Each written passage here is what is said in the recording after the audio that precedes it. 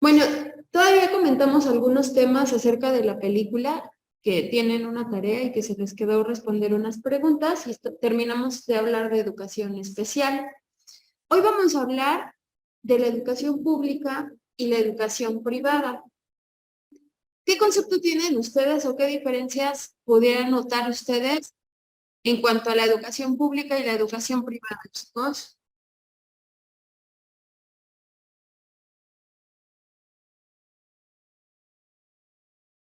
Pues para pensar el tiempo, ¿no, Ay, Miss? Perdón, adelante. Digo que para empezar el tiempo, es más tiempo en el que pasa el niño en una escuela particular que en una escuela pública. Ok. ¿Qué otra Eh, cuestión? la atención, bueno, en este caso la calidad de atención, ¿no? Es una atención más personalizada. También podría ser, es la misma currícula, porque hay que cumplir con la currícula que nos presentan, Ujú. pero sin embargo sí hay que trabajar de manera más, Se trabaja de manera diferente. sí, Aquí vamos a encontrar muchas características en ambas y las dos funcionan, porque las dos funcionan. Vamos a encontrar pros y contras en ambas. Eh, Vamos a encontrar a lo mejor algunos pros en la educación privada en cuanto a tiempo, en cuanto a atención, en cuanto a número de alumnos por grupo. Y hoy vamos a ver pues algunas de las fortalezas y de las debilidades de la educación pública, que como les digo vamos a encontrar muchas. Algo importante y que yo quiero resaltar es que sí es verdad que tenemos como muchas necesidades y muchas carencias en educación pública en nuestro país, pero también es verdad que desde el buen lugar que nosotros tenemos debemos de hacer lo que nos corresponde. Carlita dice, Carla Reyes, el número de alumnos, sin duda. Entonces, fortalezas y debilidades de la educación pública en México. ¿Ustedes qué fortalezas encontrarían, chicos? Para ustedes, en la pública, ¿cuál? en la pública sería la socialización, ¿no? Sí. Como son muchas, bueno, igual son instituciones amplias. Bueno, a mí lo que me parece que son instituciones amplias, socialización y y que, bueno, que llegan a participar, ¿no? Que como que tienen más como marcado como que el participar en varios eventos. No sabría decir bien la palabra. Ok, ¿alguien más, chicos? Muchas gracias, Dulce. De que hay libros gratuitos. Ajá, en la pública. Sí, hay libros gratuitos que también en las instituciones privadas utilizan los libros de SEP y obviamente en las instituciones privadas pues los hacen como un complemento con algún otro material bibliográfico. Gracias, Nancy. ¿Alguien más, chicos? Ahorita podría ser un beneficio el de la beca que les están dando, ¿El de cuál, Dulce? el de la beca que le están brindando solo a las escuelas de gobierno. La beca. Ah, bueno, sí, les dan beca a los niños que estén en escuelas de gobierno, es verdad. La beca Benito Juárez, me parece, ¿no? Pero es a nivel Sí. bachillerato. Bachillerato, desde educación básica, preescolar, sí le están dando, pero solo que pertenezcan a una escuela gubernamental. Ah, ok. Pues sí, ese podría ser otro beneficio. La verdad es que muchos niños se meten a la escuela. Yo conozco casos de niños que prefieren ir a la escuela para que les den la beca, ¿no?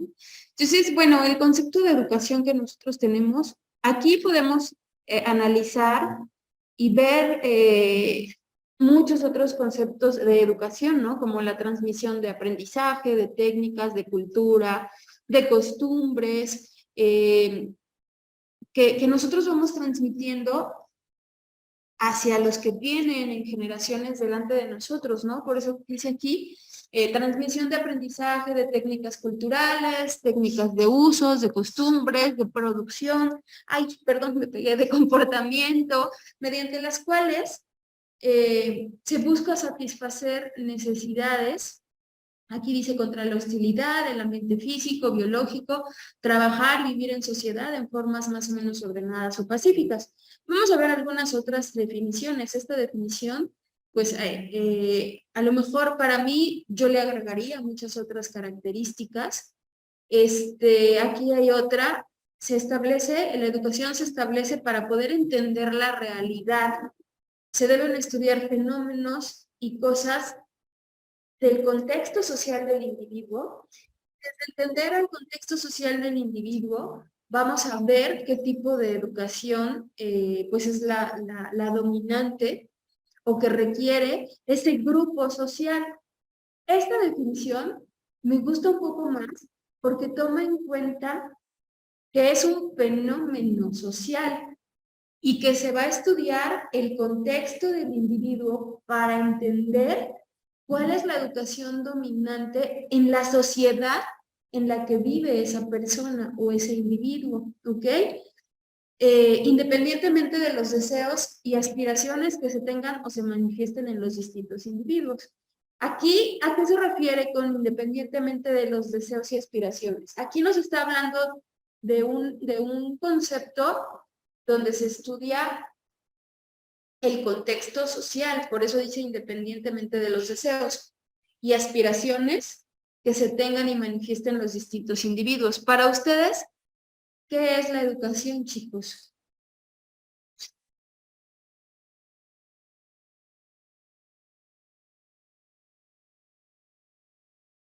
Para mí, lo primero es que es un proceso social. ¿Qué más le agregarían ustedes?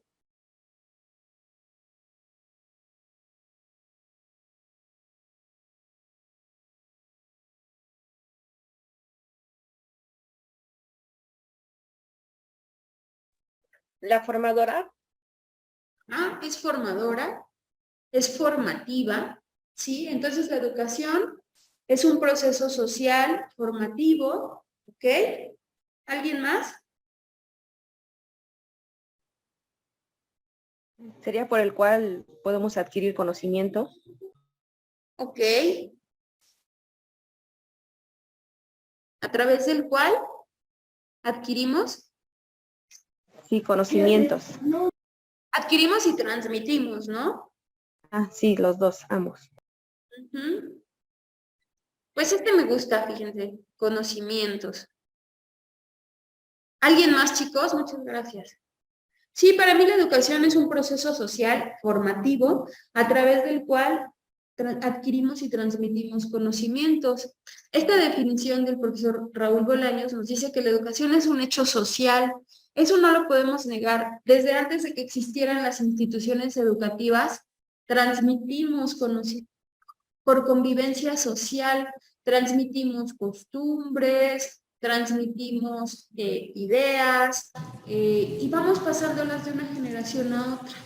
Siempre, siempre cuando ustedes piensen en educación es un hecho social y la verdad es que los aportes que ustedes dieron, formativo, eso es muy, muy importante porque nos forma, porque en esa formación engloba muchas cosas, engloba tradiciones, usos, costumbres, conceptos, habilidades, capacidades, competencias, a través de las cuales nosotros adquirimos conocimientos, pero también los transmitimos a otros, porque en ese proceso social nosotros también les enseñamos a otros, ¿ok? Y la finalidad de la educación, bueno, los objetivos de la educación, pues obviamente en nuestro país están relacionados con los planes y programas establecidos por el sistema, en este caso por la Secretaría de Educación Pública. Y aquí, ¿quién me ayuda a leer esta diapositiva, chicos? Hasta el punto y aparte. Punto y seguido. Los objetivos y las metas que la educación deberán estar siempre de acuerdo con los fines más elevados que desea alcanzar la sociedad. De lo anterior, ¿hasta ahí? Es que no veo dónde estás leyendo. Los objetivos y metas que persigue la educación, ya, vas. Ajá, de los objetivos. ¿Sigo adelante? Bueno, sí, los objetivos y las metas que persiga la educación deberán estar siempre de acuerdo con los fines más elevados que desean alcanzar la sociedad. De lo anterior es posible reducir, ¿sí me sigo?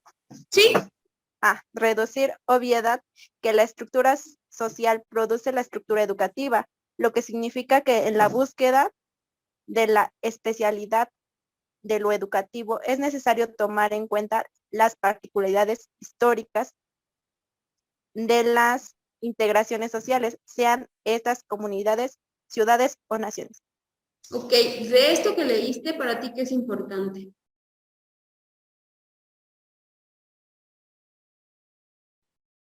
Que la educación, bueno, más que nada, como esta parte de la educación se debe tomar en cuenta. Debemos de tenerlo presente, pues es algo que va a estar para toda la vida, se puede decir. Entonces, Gracias, Sara. A mí me gusta mucho la parte en la que dice que la estructura social produce la estructura educativa. ¿A qué creen que se refiere esto? La estructura social produce la estructura educativa.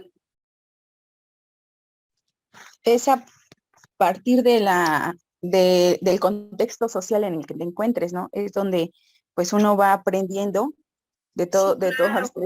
los que nos relacionamos, perdón. Claro, y cómo esté conformada esa estructura social es cómo nosotros o cómo se va a ir adaptando a ese proceso educativo. El contexto siempre es importante. El contexto social, el contexto individual, el contexto como país, como estado, como nación, como municipio, como escuela. Siempre es importante, ¿ok? Ahora, eso que dice aquí, eso de la estructura social produce la estructura educativa, a mí me gustó mucho y se relaciona con lo que veíamos aquí arriba, ¿no? De que la educación es un hecho social. Si nosotros hablamos de educación pública, vamos a ver muchísimas necesidades en temas de educación pública.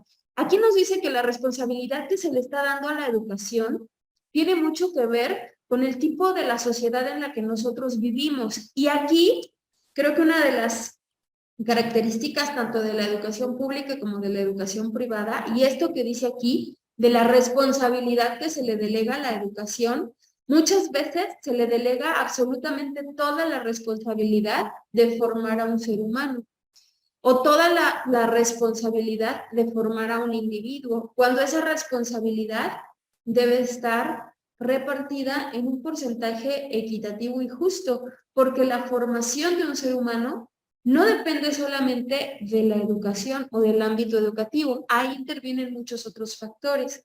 Por eso aquí dice que este autor afgano menciona dos tipos básicos de sociedad y por ello la tarea de la educación es distinta en cada una de ellas. ¿Ok? Entonces nos habla de una sociedad muy primitiva, una sociedad que tiene solo lo necesario y lo fundamental.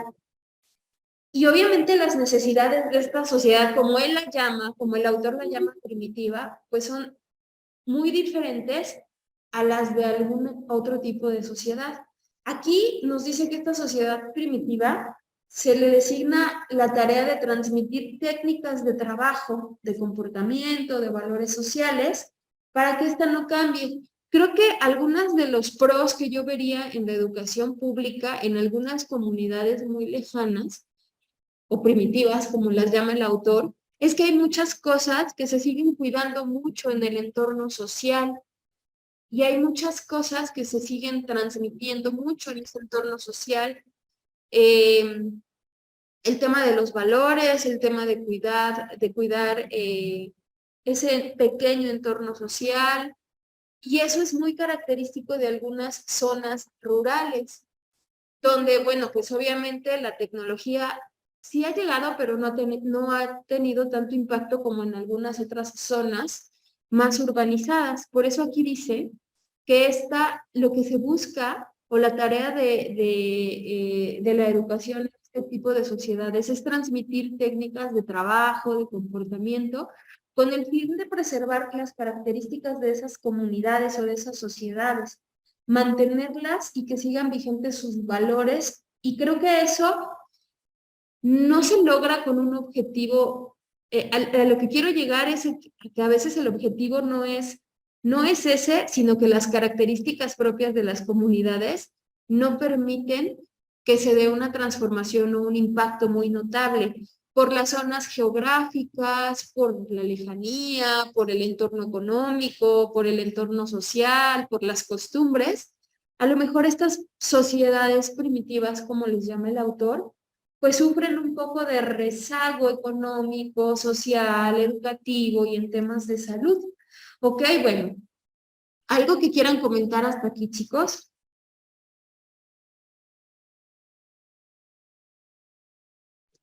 Pues simplemente se ven, ¿no, Miss? Como lo mencionaba, en las zonas rurales, pues carecen de muchos materiales, de muchas, hasta de luz, ¿no? Agua. Hasta de luz.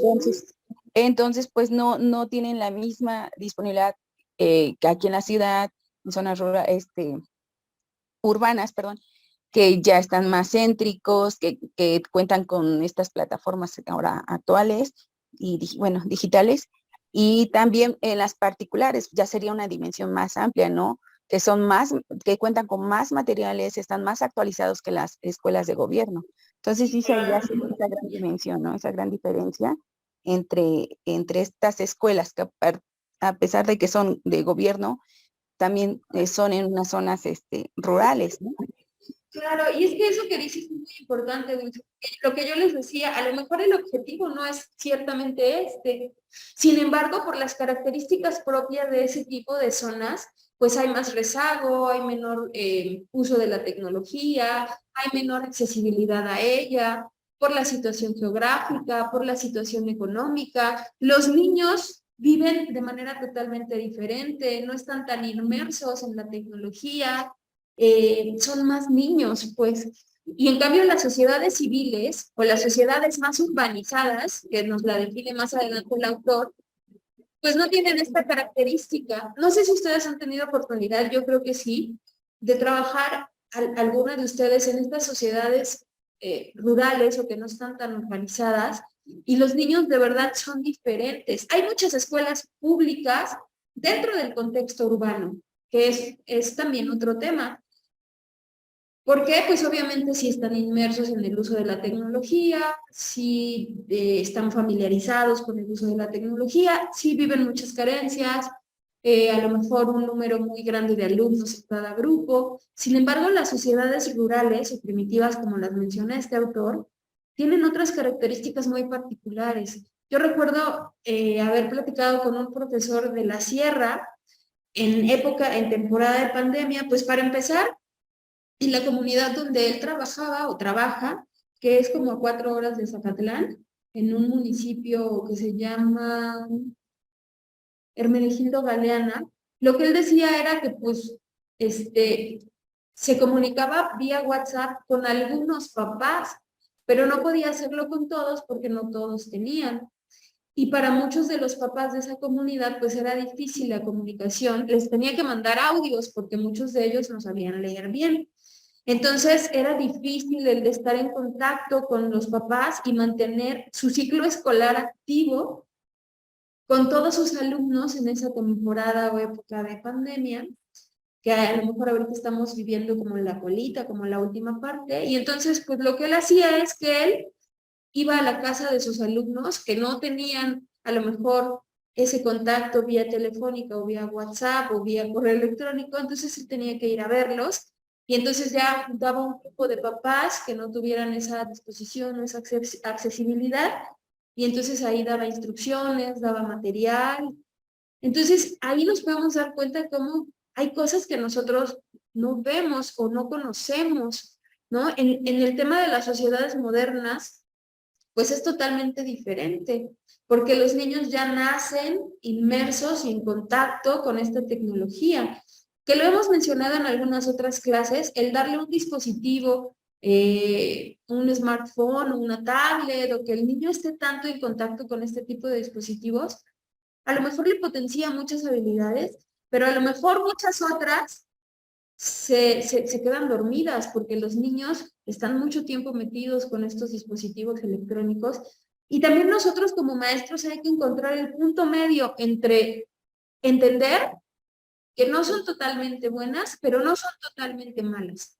Claro que nos aportan, ¿no? Y en las escuelas privadas vamos a ver que los niños están en muchísimo más contacto con este tipo de tecnología que a lo mejor en las escuelas públicas, ¿no? Aunque en las escuelas públicas ya también tienen el uso de plataformas, el uso de Classroom, pero no en todos los contextos. En las escuelas rurales es mucho más complicado. ¿Ok? ¿Algo que quieran comentar hasta aquí, chicos?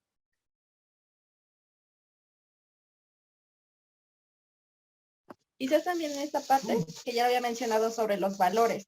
Quizás los alumnos o los niños de esas escuelas rurales tienen más esta parte de valores y respetan más a un maestro que en una parte así de sí, particular. Claro. Sí, totalmente. Y creo que esa parte de los valores yo sí la resaltaría mucho más en las escuelas rurales, ¿no? Ahora, si se dan cuenta, aquí la educación busca transmitir técnicas de trabajo, de comportamiento y los valores sociales de ese contexto. Pero aquí sí nos marca esa diferencia de transmitir técnicas de trabajo. La verdad, y quien le ha tocado también trabajar en contextos rurales, los niños apoyan al contexto de su comunidad y empiezan a trabajar desde muy chiquitos. A mí me tocó, yo me acuerdo que mi mamá trabajaba en una escuela rural y me acuerdo que muchos de sus alumnos cuando llegaban a las 8 de la mañana a la escuela, ya venían de trabajar, porque en la comunidad donde ella trabajaba hacían ladrillo. Entonces los niñitos se paraban a las 4 de la mañana y antes de ir a la escuela ya habían ayudado a trabajar a su papá o a su mamá y entonces ayudaban a hacer el ladrillo, que era lo que se dedicaba a la comunidad. Por eso aquí dice, en la sociedad primitiva se le designa la tarea de transmitir técnicas de trabajo y nosotros pudiéramos pensar que ya no sucede así, pero de verdad en comunidades muy lejanas, en la misma comunidad donde yo les platico, se dedican al cultivo de café, de mandarina, de vainilla, de pimienta. Y también otro de los temas es que los niños van a la escuela, pero también trabajan en el campo. Por eso aquí esta diapositiva lo menciona muy claro, transmitir técnicas de trabajo, comportamientos y valores sociales propios de su comunidad. En cambio, en las sociedades ya más modernas o en las sociedades urbanizadas, transmitir conocimientos, ideas, valores y los elementos que la sociedad sea capaz de, o las herramientas que la sociedad sea capaz de presentarle al individuo para que afronte problemas y complejidades de la vida actual. Y vemos la fotografía del contexto rural y vemos la fotografía del contexto urbano y son dos contextos totalmente diferentes. También es cierto que la mancha urbana cada vez va abarcando más y más y más y se va extendiendo más y más y más y zonas que antes eran rurales hoy están totalmente urbanizadas, ¿no? Y ya tienen como más cercanía con la tecnología. ¿Ok? Ahora, la educación pública es un instrumento que todo gobierno de todo país ofrece a la sociedad, ofrece en este caso a la comunidad para formar hombres y mujeres capaces de dar solución a problemas que enfrenta su nación. Y eso también es contextualizar.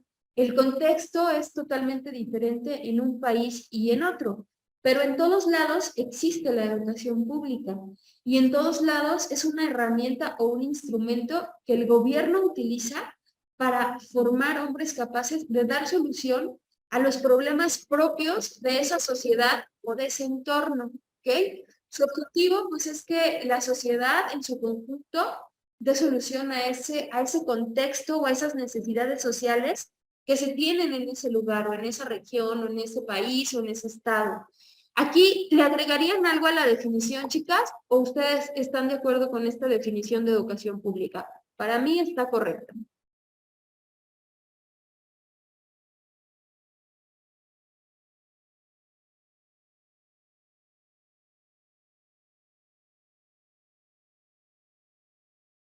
Ok, si no le agregaría nada, pues bueno, al final la educación pública lo que busca es cumplir los fines para los cuales fue conformada. Obviamente busca cumplir con contenidos, con objetivos, con metas, y obviamente, pues como dice la diapositiva de arriba, para alcanzar los objetivos de cada sociedad o de cada contexto, o que en su conjunto esa sociedad considera necesarios para desarrollarse de manera exitosa, ¿ok? Entonces, ya habíamos mencionado en alguna otra clase que temas prioritarios para cualquier gobierno siempre son salud y educación, ¿ok?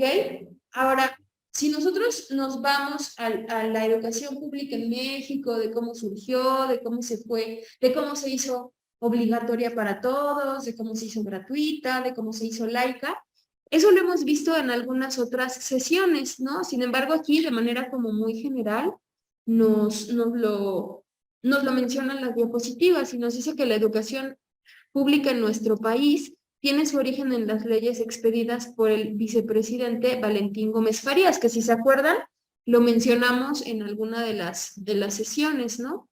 Y nos habla de 1833.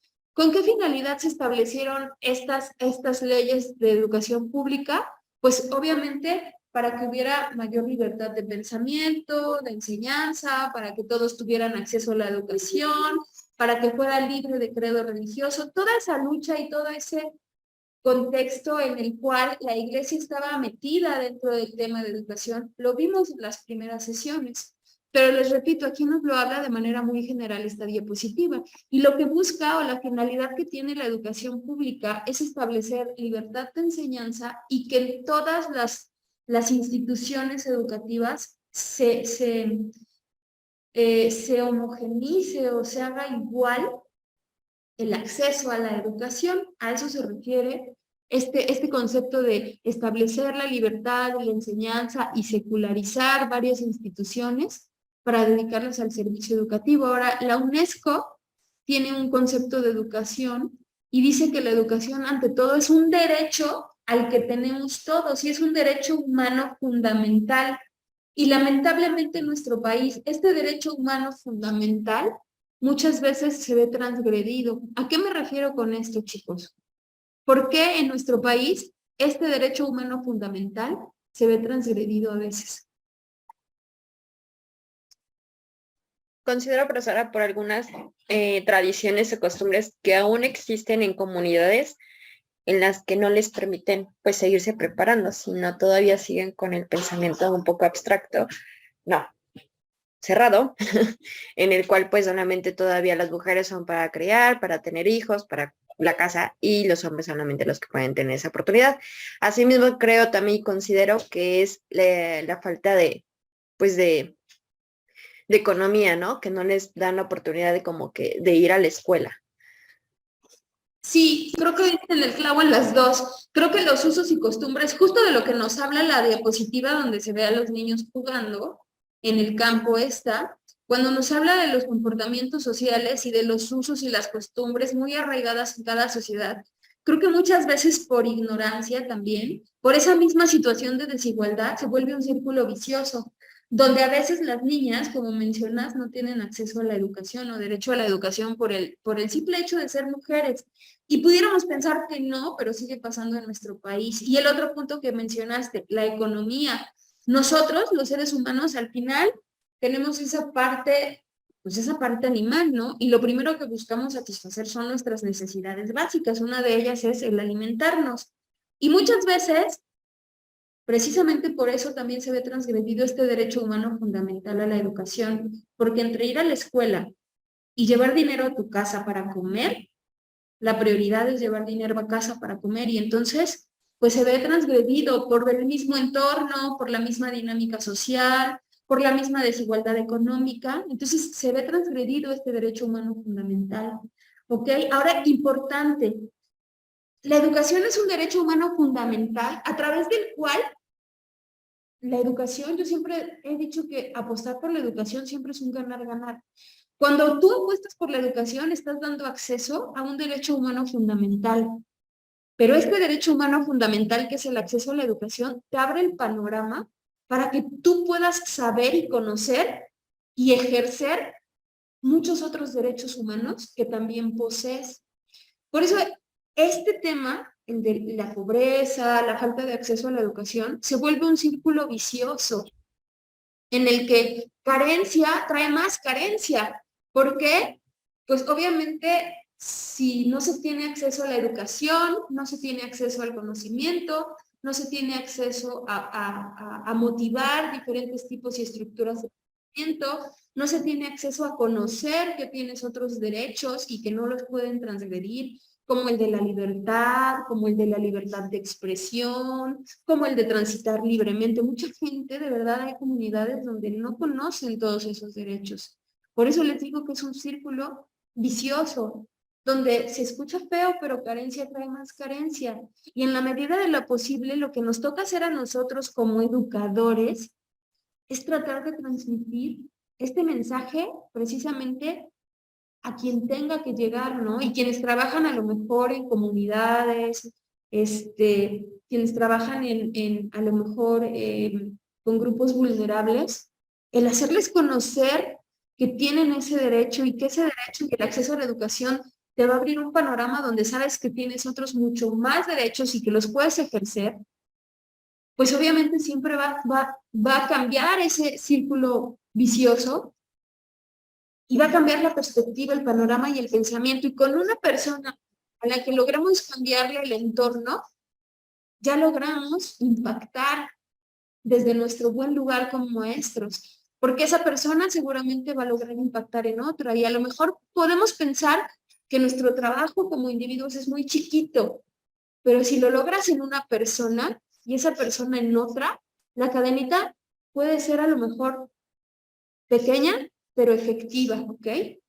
Bueno, aquí también nos habla de que la UNESCO dice que también se pueden crear y aprovechar oportunidades de desarrollo a las que solo se tiene acceso cuando tú vives ese proceso de enseñanza-aprendizaje.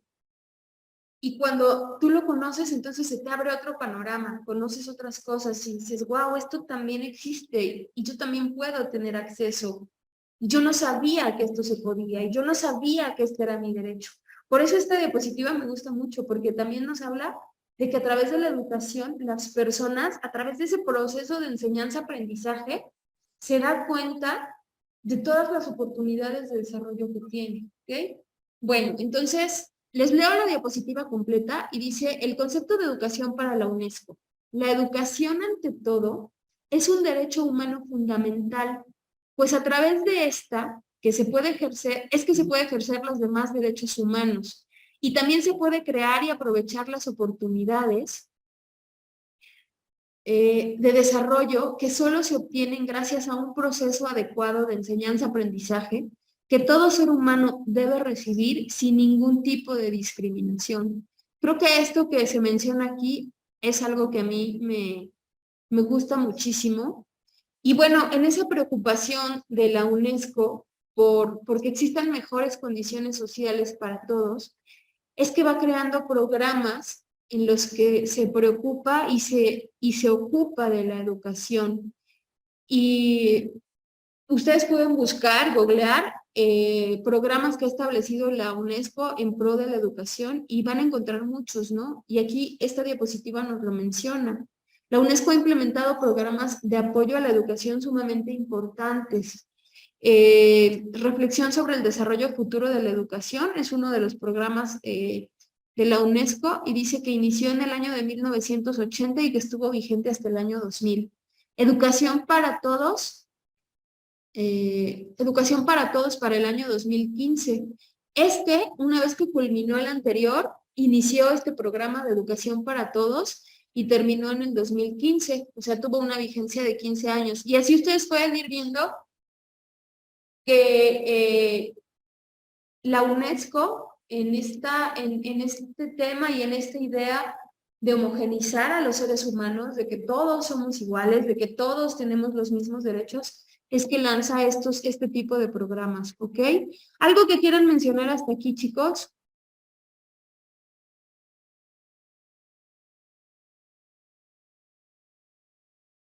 Bueno, Durante las sesiones que nosotros hemos tenido, nos hemos dado cuenta de que la educación en nuestro país ha tenido que vivir muchas transformaciones, muchas de ellas muy bélicas o muy rudas, para que la educación sea lo que hoy es. Por eso aquí nos habla de la democratización de la educación. Y para que esa democratización de la educación existiera, tuvimos que vivir muchos procesos. Y muchos de ellos, como les decía, no fueron tan amistosos o tan amigables. El objetivo de democratizar la educación dice que su sustento es la necesidad de crear oportunidades mucho más diversas y mucho más amplias para un grupo más grande de la población y que fuera más fácil que todas las personas, sobre todo en grupos vulnerables, pudieran tener acceso a la educación y que fuera de manera más amigable, más fácil, más sencilla y más oportuna. Aquí la imagen que nosotros vemos pues es de una escuela rural. ¿Quién trabaja en escuela rural, chicas? O chicos.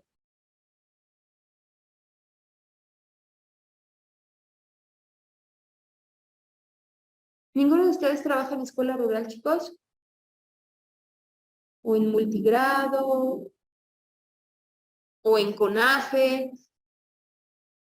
¿O ha trabajado en CONAFE? Yo mismo. ¿Tú?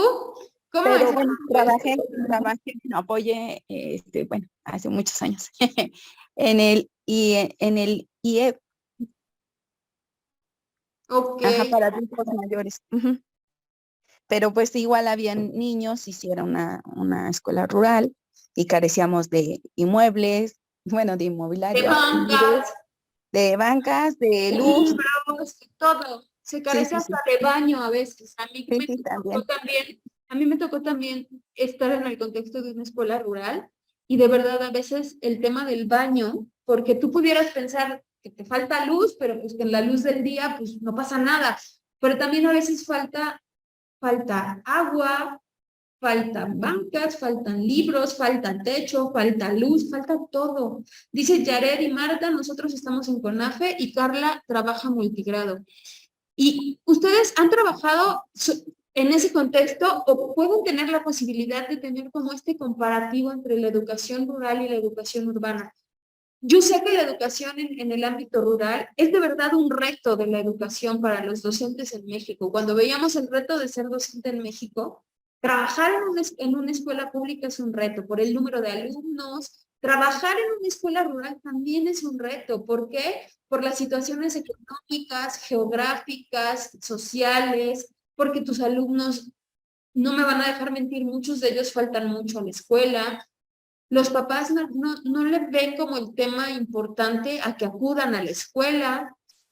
En el tema de la capacitación docente, nunca te capacitan para que tú trabajes multigrado. Alguien me preguntaba, ¿y usted considera que es bueno trabajar en multigrado? Para mí sí, y así han funcionado muchas escuelas. Y claro que funcionan, porque trabajas multigrado y potencias. Puedes trabajar un mismo tema, sí, un mismo tema, o en el caso de matemáticas, un mismo eje temático, y lo puedes trabajar en todos los grados, y obviamente a quienes vas a potencializar, pues son a los más chiquitos, porque tienes como que encontrar la media, ¿no? Para mí sí es bueno, pero también nunca te enseñan y nunca te preparan para trabajar con multigrado. Tienes que hacer lo que tú entiendes con tu intuición, de manera empírica. Tú tienes que ir formándote en esa parte, ¿ok? Y el contexto rural de verdad es un contexto donde se viven muchas carencias. A mí me tocó también ver una telesecundaria que tenía la antena, tenía todo, o sea, estaba la escuela muy bonita, debe haber salido muy bonita en la foto. Estaba la antena que se necesitaba para que fuera telesecundaria, pero no tenían luz y no tenían acceso a redes. Entonces, pues no importa que esté el edificio y que esté la antena, si lo demás no está. Entonces el maestro lo que tenía que hacer, porque también trabajaba en multigrado, aunque no se debería, pero lo que hacía pues era trabajar de manera convencional, o sea, era una telesecundaria que no tenía luz y pues no podían trabajar como estaba establecido, ¿no? Y quienes viven o quienes trabajan en CONAFE que son comunidades también muy lejanas, se pueden dar cuenta de la carencia, del contexto, de la situación de la comunidad, la carencia económica, a veces también la carencia afectiva, y de cómo ese círculo vicioso del que yo les hablaba, claro que impacta en los niños. También me tocó ver casos muy bonitos en los que lo primordial para una familia era que su hijo fuera a la escuela, ¿no? Y me tocaba que la mamá me decía, es que no le entiendo a la tarea, porque la mamá apenas si sabía leer y escribir y entonces le costaba mucho trabajo hacer las divisiones con su hijo. Es más, pero era un entorno bonito en el que la mamá, lo primordial para ella era que su hijo fuera a la escuela y me decía, es que no quiero que sea burro como yo. Esa palabra la tenemos muy arraigada en nuestro país y como que también es eso que mencionaba esta persona, es parte de ese mismo círculo vicioso que les menciono, donde la pobreza, la carencia nos mete a ese mismo círculo, donde no podemos tener acceso a la educación, donde no se puede tener acceso a muchos de estos temas, y lo que hace es pues, que el círculo se vaya haciendo más grande, ¿ok? Bueno, uno de los programas establecidos por la UNESCO fue el que les mencioné aquí, que nos habla de la educación para todos para el año 2015. Y lo que trataba de hacer este programa era pues que en 2015 todo el mundo tuviera acceso a la educación, ¿ok?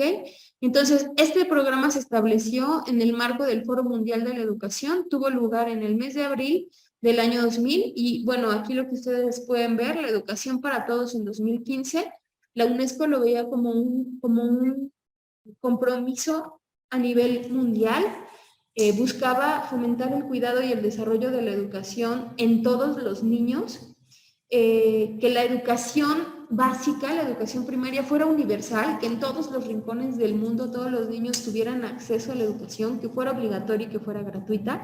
Y creo que esto lo hemos hablado en todas las clases. Es un tema que ha sido lucha de muchos y que sigue existiendo. Aquí nos habla de universalizar la enseñanza primaria obligatoria y gratuita. ¿Por qué se sigue luchando por eso? Porque sigue existiendo esa desigualdad social, ¿ok? Promover el aprendizaje teórico y práctico en beneficio de jóvenes y de adultos, reducir la mitad del número de analfabetas, que lamentablemente todavía hay gente que no sabe leer o que no sabe escribir en nuestro país y en algunos otros. Suprimir la disparidad en 2005 entre niños y niñas y lograr la igualdad en 2015. ¿A qué se refiere esto? A lo que mencionaba Lupita, que desgraciadamente en nuestro país, en nuestro contexto, hay muchas niñas que no tienen acceso a la educación solo por el hecho de ser niñas. Y otro de los objetivos que tenía era mejorar la calidad de la educación. ¿Ok? ¿Algo que quieran mencionar hasta aquí, chicos?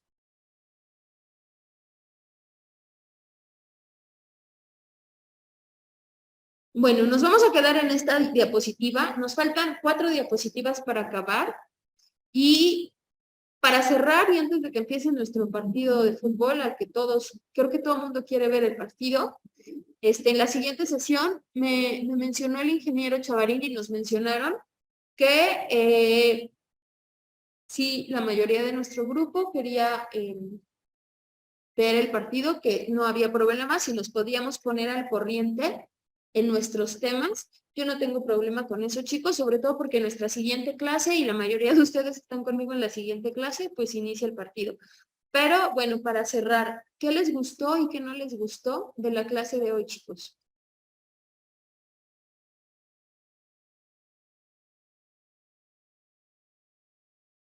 Lupita, ¿a ti qué te gustó y qué no te gustó de la clase de hoy? Bueno, profesora, pues en conclusión yo puedo decir que ni la educación pública ni la privada ni son, o sea, siento que se complementan, ni una es más ni una es menos, sino que se complementan porque finalmente ven un fin o un objetivo en común, que es formar a futuros ciudadanos con aprendizajes, con capacidades que puedan dar resolución a problemas de sus contextos reales, en el cual, pues bueno, pues se puedan autorrealizar, ¿no? Eso es lo que creo que busca como fundamental su intención en la educación. Entonces eso, no puedo decir si una es buena o una es mala, sino se complementa. Claro, y al final las dos pues son con muchas carencias porque tanto la pública como la privada tenemos muchos poquitos que todavía atender, pero las dos tienen, pues yo me formé en escuela tanto pública como privada, en la mitad de primero de kinder hasta tercero de primaria fui a escuela privada, después fui a escuela pública, después volví a ir a escuela pública, después fui a escuela privada, después la universidad, la licenciatura fue escuela pública, después la maestría fue privada. Entonces, para muchos de nosotros es así y ambas tienen como, ambas funcionan, ambas, sin embargo, en ambas tenemos mucho que aportar, muchas áreas de oportunidad y mucho que hacer todavía por la educación. ¿Alguien más, chicas? ¿Qué les gustó y qué no les gustó de la clase de hoy? ¿Sabe que también, profesor, creo yo más bien que los alumnos son los que hacen esas escuelas? O sea, porque puede ser la mejor escuela, pero si el alumno tiene el interés, no tiene la motivación, pues obviamente no, como No que no va a importa. aprender, ¿no? Ujú. Sí, Pero claro. si el niño tiene el interés, sabe a lo que va y todo, pues eso hace el niño, ¿no? O sea, el niño hace la escuela, no tanto como, sí entiendo que es como que todo organizado, todos tienen como que su fin, ¿no? Pero finalmente creo yo que el alumno hace la escuela. También eso es verdad. Hay muchos casos brillantes de los que podemos hablar, de personas que se formaron a lo mejor en el área pública y que sus carencias las volvieron oportunidades, que eso es lo importante, ¿no? Ver eso no como algo para lo que siempre estarte quejando, sino como algo para cambiarlo. Y eso depende y es como un tema personal. Gracias, Lupita. ¿Quién más, chicas? ¿Qué les gustó y qué no les gustó de la clase de hoy?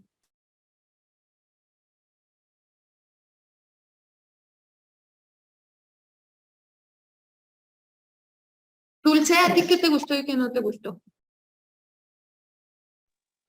Bueno, a mí todo me gustó, Miss, pero sobre todo también reconocer, ¿no?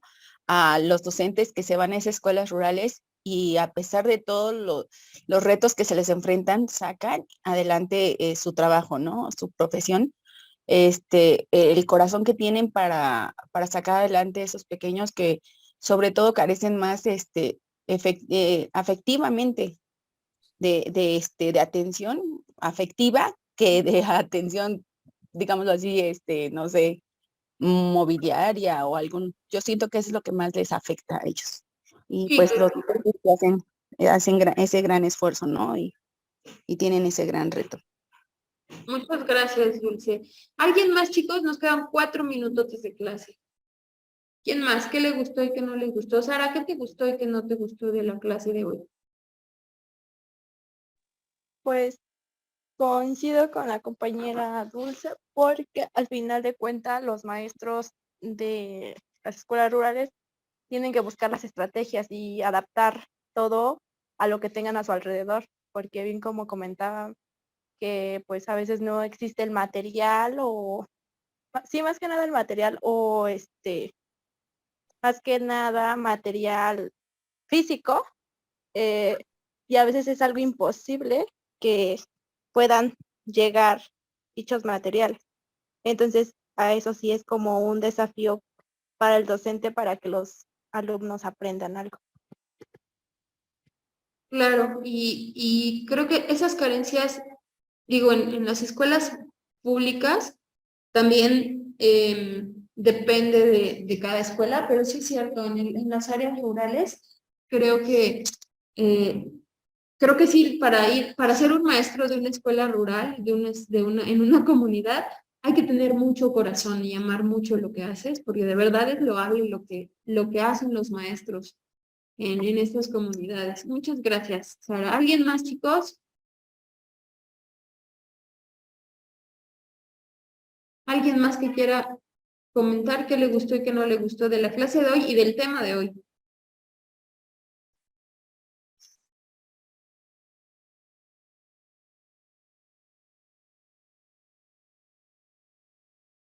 ¿Nadie, chicos?